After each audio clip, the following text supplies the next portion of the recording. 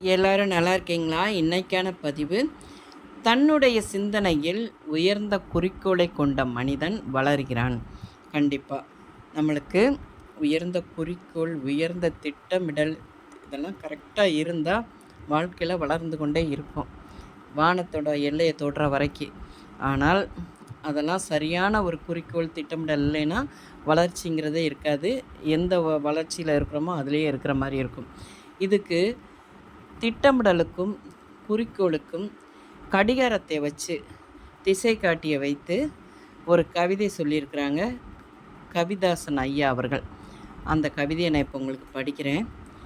ஓடாத கடிகாரம் கூட ஒரு நாளைக்கு இருமுறை சரியாக நேரம் காட்டுகிறது. ஆனால் நீயோ முள்ளில்லாத கடிகாரமாக சோம்பல் சுவரில் தொங்கிக் கொண்டிருக்கிறாயே. குறிக்கோள் என்கின்ற மணி முள்ளையும், திட்டம் என்கின்ற நிமிட முள்ளையும், தன்னம்பிக்கை என்கின்ற நொடி முள்ளையும் உடனே பொருத்திக்கொள். ஒவ்வொரு தினமும் உன்னை நீயே வாசி, வாழ்வை நேசி.